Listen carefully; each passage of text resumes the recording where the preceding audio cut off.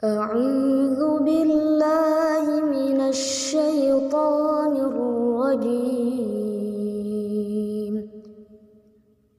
Mohon izin tidak bermaksud mengajari, tapi ingin memberikan pesan khusus bagi tugas Bapak Ibu yang tidak mudah. Kalau bisa konsisten bagi yang muslim tahajud bangun malam. Walaupun cuma 2 rakaat. Quran surah 17 ayat 79 sampai 80. Walaupun cuma 2 rakaat. Tugas Bapak Ibu tidak mudah. Kadang-kadang butuh petunjuk dari Allah. Kadang dari mimpi, kadang Allah jalankan orang lain memberikan informasi, dikumpulkan kita kontemplasi. Kalau bukan petunjuk Tuhan mustahil. Kata Allah, bangun malam. Wa minal laili fatahajjad bi nafilatan lak. Aku berikan 4 hal. 1, asa ayyab'atsaka rabbuka maqaman mahmuda. Kalau engkau konsisten, aku bimbing karirmu ke tempat kedudukan terbaik dan terhormat yang orang lain memuliakannya. Kan ada orang dapat posisi tinggi tapi orang lain belum tentu respect kan? Kalau Tuhan sudah respect, siapa yang bisa mencegah orang lain untuk merendahkannya? Bangun konektivitas itu, kata Allah, aku bimbing dia dengan cara terhormat di posisi terbaik dan orang semua hormat. 2, ini yang mahal. Wa qur rabbi adkhilni mudkhala sidqin. Akan dibimbing menjalani kegiatannya dengan cara yang terbaik. 3, wa akhrijni mukhrajas sidqin. Kalau ada persoalan, aku berikan solusi dengan cara yang paling terbaik. Yang keempat yang paling dibutuhkan. Wa ja'alli min ladunka sultanan nasira. Kalau ada yang usil dengan jabatannya pun, ingin menjahili, menyingkirkan, menyungkurkan, ini fitrah kata Quran. Semakin tinggi jabatan, semakin besar tantangan. Kata Allah, aku yang akan langsung menolong hambaku itu. Allah yang langsung menolongnya tanpa perantara siapapun. 4. Yang terakhir saya tutup, ada ketakwaan sosial. Hubungan dengan kita semua. Hubungan dengan kita sesama. Itulah yang kita beri nama silaturahim. Maka pindah ayatnya ke ayat pertama di surah yang keempat. Dengan kalimat nas, pembukanya sama. Ya ayyuhan nas. Hai semua manusia. Tuh, balik lagi. Oh, laki-laki, perempuan, bapak ibu dari manapun. Ittaqu rabbakumul ladzi khalaqakum. Tegaskan lagi, tingkatkan takwamu kepada Rabbmu. Takwanya apa di sini? Kalau yang tadi spiritual, yang ini beda. Alladzi khalaqakum min nafsin wahidah. Wa khalaqa minha zawjaha. Yang telah mencipta engkau dari bapa yang sama, dari satu ibu yang sama. Maksudnya apa? Kalaupun kita beda keyakinan, membangun hubungan baik dengan sosial, setidaknya samakan di satu persepsi berasal dari bapa yang sama, Adam alaihissalam. Jadi kalau nggak sepakat di nilai-nilai keyakinan spiritual, sepakatlah di nilai kemanusiaan yang sama. Karena itu jangan batasi pergaulan sosial kita hanya dengan yang muslim saja. Kalau pengajian, silahkan yang muslim, yang lain punya acara lain. Tapi kalau nilainya sama-sama yang sifatnya sosial, bakti sosial, kegiatan umum, libatkan semua sehingga merasakan kenikmatan yang sama. Minimal kita sepakat dari satu bapak yang sama. Janganlah, dia kafir, nggak boleh. Ya? Dia nggak sama keyakinannya, nggak boleh. Tempatkan dalam satu hal yang sama. Bukankah Quran begitu bijak? Ya? Bukankah Quran begitu indah? Ketika menempatkan pada nilai spiritual, eksklusif. Ketika nilai-nilai itu sosial, bukan. Wabatha minhuma rijalan katsiran wa nisaa. Setelah itu, lahirlah keturunan-keturunan menyebar, lelaki perempuan. Dalam pergaulan itu boleh jadi ada khilaf yang membuat pergaulan dan hubungan menjadi kusut. Maka turunlah kelengkapan ayatnya. Wattaqullah, hei yang muslim, bertakwalah kepada Allah. Jangan sampai di dunia rajin sholat, tapi punya masalah dengan teman-temanmu sehingga engkau sulit untuk dihisab di hari kiamat. Hadis Muslim, riwayat sahabat Abu Hurairah. Maaf, ada orang yang disebut Nabi bangkrut di hari kiamat. Izin, ini masih ada waktu? Masih? Sampai jam berapa kita? Oh, silahkan sampai jam 12. Saya 11:04 pulang. Saya mau ke Banten. Ya, izin sebentar, maaf. Jadi ada sedang begini, Nabi sedang duduk-duduk dengan sahabat, beliau tanya, atadruna al-muflis, tahu nggak kalian orang yang bangkrut?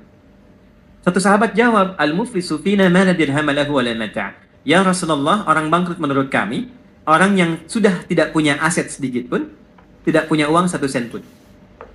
Teori ekonominya pas, benar secara ekonomi. Perhatikan jawaban Nabi. Maaf, yang mengaku umat Nabi Muhammad, tolong highlight ini. Al-muflisu min ummati. Orang yang bangkrut di akhirat dari kalangan yang mengaku umatku itu. Nabi tidak mengatakan umatnya Musa, umatnya Isa, tapi ada yang mengatakan umatnya Nabi Muhammad. Ya'ti yaumal qiyamati bisolatin. Dia datang di hari kiamat dengan pahala rajin sholat. Jadi sholatnya rajin. Tahajud, dia sholat sunnah duha dan sebagainya. Wasyamin, rajin puasa sunnah. Hati Pak Adeng nih, sedang puasa sunnah nih. Rajin puasa, bukan Ramadan saja, puasa sunnah, puasa. Senin, Kamis, Ayyamul Bid, puasa Syawal. Wazakatin, gak telat zakat. Bahkan disiapkan sebelum waktunya. Kemudian dia sholat, dia puasa, zakat, mungkin juga haji dan umrah. Cuma sayang, wayati qad syatama hadza. Tapi lisannya gatal cela orang. Senang mencela. Ya, mencela itu sekarang lisan turun ke tangan tuh. Turun ke tangan. Ada ayatnya, al-yauma nakhtimu ala afwahihim wa tukallimuna aydihim. Sekarang itu ayat Yasin itu berlaku. Kadang orang mencela, lisannya diam tapi tangannya itu komen. Tangannya komen kan? Sudah mulai sekarang ya. Tinggalnya di Singaparna tapi statusnya sampai Singapura kan? Tungguin gitu kan? Dan terlibat di situ. Itu pembuktian terbaik sekarang, muncul sekarang. Dan masalah paling banyak kan sekarang, Pak ya? ITE yang banyak diadili itu. Ya. Wa qadzafa hadza, suka nuduh dengan bukti yang tidak ada. Maaf, wa daraba hadza, senang berkelahi. Puncaknya, wasafaka dama hadza. Ada yang menumpahkan darah, membawa nama agama dengan jalan yang tidak benar. Tembak sana, bom sana, dor, Allahu Akbar, Allahu Akbar. Dan itu oleh Nabi jauh-jauh diingatkan. Hati-hati Pak, kalau ada aliran yang sedikit-sedikit lukai orang, menghukumi orang sekenanya, kata Nabi hati-hati. Karena kita itu sudah lengkap sekali aturannya, pakemnya sudah jelas, ya. Jadi saya pernah sampaikan di beberapa kesempatan waktu bom di Jalan Tamrin tuh, izin Pak Dirjen, teman-teman, Bapak Ibu, itu saya sedang di Lampung, duar ledak. Itu pertanyaan pertama langsung bertanya, Ustadz, apakah bom di Jalan Tamrin termasuk jihad fisabilillah? Saya bilang dengan sederhana sekali, Pak, sependek pengetahuan saya, jihad fisabilillah itu jihad di jalan Allah, bukan di Jalan Tamrin. Itu pembuktian terbaik dari apa yang Nabi sampaikan dulu. Nah, orang-orang ini ketika pulang, ini spiritnya, hukum positifnya supaya kita koreksi diri, jangan sampai terjadi.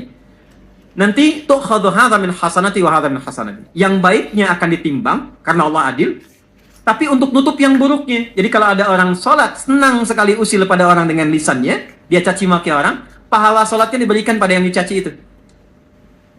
Ada orang puasa, tapi saat yang bersamaan bikin hoax, maka pahala puasanya ditarik, ditutupkan pada dosa hoaxnya itu. Ada orang haji, saat bersamaan fitnah, orang diambil pahala haji diberikan pada yang difitnah itu. Fa'in faniyat hasanatuhu, kalau habis modalnya, masih tersisa yang buruknya. Pernah mencela orang, jadi habis modalnya. Maka itu yang disebut dengan bangkrut. Faturiha finnar, dilemparkan ke neraka dulu untuk dicuci. Maka apa yang harus dilakukan saat masih hidup sebelum wafat? Fattaqullaha alladzi tasaaluna bihi wal arham. Maka kata Allah dipesankan, bertakwalah engkau yang telah beriman, yang muslim. Jangan sampai pulang punya persoalan. Kumpul dengan teman-temanmu, lihat keluargamu, anak istrimu, tetanggamu, teman-temanmu di kantor, dalam pekerjaan, maka bangun silaturahim ini. Dan ketika membangun silaturahim itu, ayatnya tidak menggunakan amanu, tapi nas. Karena boleh jadi perilaku yang tidak baik dilakukan itu bukan hanya pada orang Islam, mungkin pada non-muslim juga. Teman-teman yang hadir saat ini atau tersambung hybrid yang non-muslim, ingat ya, kalau ada orang Islam mencela non-muslim pun dia tetap berdosa. Itulah indahnya Islam. Akhlak sosial itu dihitung merata oleh Allah. Jangan dikira selesai, tidak. Ya, di era Nabi pun orang yang tidak menghormati hak orang lain itu dikecam oleh Nabi, sekalipun objeknya Nasrani atau Yahudi. Untuk menunjukkan keadilan dalam Islam, sistemnya adalah komprehensif untuk semua. Saya tutup dengan sebuah kisah, bagaimana mengoptimalkan takwa yang terkait dengan kehidupan kita yang beragam dan dinamis. Imam Hasan al-Basri, di akhir kisah kami, tinggal di apartemen yang sederhana. Rumah susun sebetulnya. Bagian bawah, di atasnya Nasrani. Ternyata toilet yang di atas ini, pas tepat di bawahnya itu kamarnya Imam Hasan al-Basri. Imam Hasan al-Basri itu orang soleh, ahli fikih, ahli Quran, ketaatannya luar biasa, dekat dengan Allah, sering mimpi ketemu Nabi. Toilet di atas bocor, Pak. Langsung ke bawah, di sampingnya tempat tidur beliau. Saya tanya dulu ya, Kalau bapak ibu dalam posisi itu kira-kira bagaimana? Keluar, ingatkan tetangga ya. Ini levelnya agak tinggi, ini takwa yang tinggi, yang memang agak sulit menirunya, tapi kita bisa mencari cara lain yang terbaik. Beliau tidak pernah mengingatkan dan menegur tetangganya, tapi mencari solusi untuk menenangkan dirinya. Ambil ember, ditadahi di bawahnya. Setiap kali penuh, buang, ganti lagi. Buang, ganti lagi. Ini kisah nyata. Satu kali sakit. Nah, sakit tidak keluar, tetangga tahu. Yang Nasrani ini jenguk. Bagaimana ini kisahnya? Kok beda keyakinan masih mau jenguk? Kalau tidak membangun hubungan baik, mustahil bisa turun menjenguk. Imam besar loh.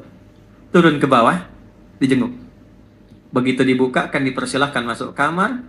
Kaget yang tetangga Nasrani ini, bukan karena sakitnya Imam Hasan, tapi karena bocornya yang di atas yang beliau tahu itu dari tempatnya.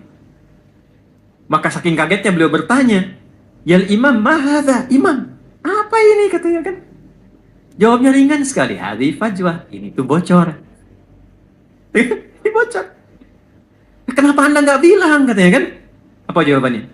Kalau saya bisa tangani sendiri, kenapa mesti merepotkan tetangga? Sudah berapa lama ini terjadi? 20 tahun. Tidak pernah diminta masuk Islam, tidak banyak ceramah tentang kemuliaan Islam, tidak pernah meminta masuk Islam lah begini begitu, tidak. Jatuh tersungkur mengatakan asyhadu an la ilaha illallah wa asyhadu anna Muhammadar Rasulullah. Intinya bukan pada seseorang mesti berislam atau tidak berislam, karena Allah pun melarang seseorang memaksa. Orang yang maksa orang lain masuk Islam itu dihukumi dosa. La ikraha fid din.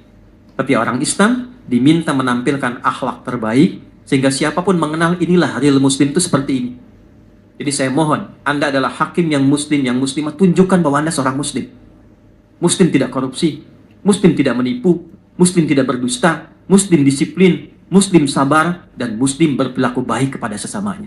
Jaga itu, karena kehormatan itu yang akan kita bawa di hadapan Allah. Sadaqallahul azim.